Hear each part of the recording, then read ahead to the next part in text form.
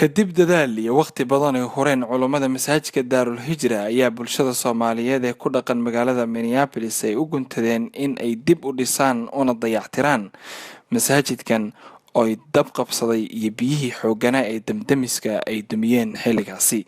haddaba xalay waxaa suurto gashay in la qabto xaflad shahaadooyin lagu guddoonsiinayay dadkii ka soo qayb qaatay dib u dhiska masjidkan iminka soo dhamaystirmay, kuwaas oo ay ka mid yihiin hay-ado, jaamacado, cisbitaallo iyo jaaliyadaha kala duwan ee dariska la ah. hadalladii waxgaradkii lagu casumay madasha ay ka soo jeediyeen goobtana waxaa ka mid ahaa ICSA is Islamic Civic Society of America, demonstrated the compatibility between Islamic principles and democratic principles.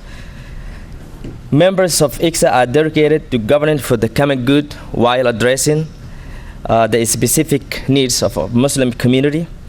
The Islamic Civic Society of America, we have governing documents guiding us, members, in their commitment to advance ICSA identity while achieving goals. General character and human relationships, how people should deal with one another, how they should trust one another and not to have envy and suspicion and things like that. And it goes all mankind. We have made you into male and female and made you into nations that you may know one another, that you may not despise one another. So the universal message of the oneness of humanity and diversity. sidoo kalena waxaa ka mid ahaa madaxdii lagu casumay xafladda masjidka duqda magaalada Minneapolis Mayor Betsy Herges iyo gudoomiyaha degmada lixaad ee magaalada Minneapolis City Council Abdi Warsame. It is a joy to be here tonight to celebrate the rebirth and the reopening of this facility for folks.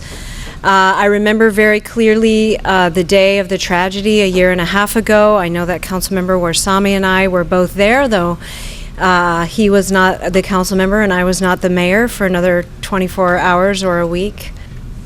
This is a great moment personally for myself because I remember this tragedy on January the 1st, 2014, when we lost part of the mosque, but we also lost some of our residents.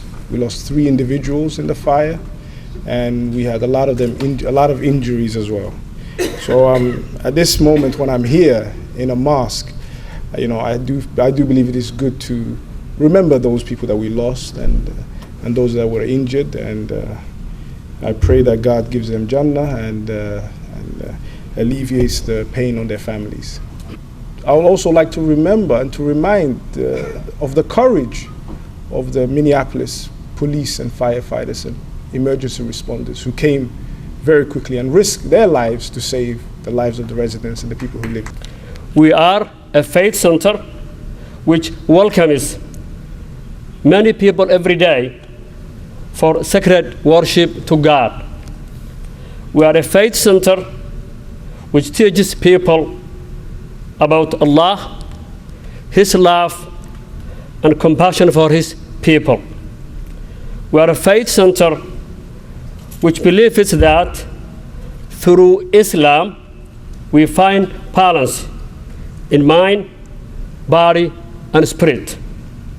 We are a faith center which takes responsibility to guide our children to stay grounded in their identity and heritage.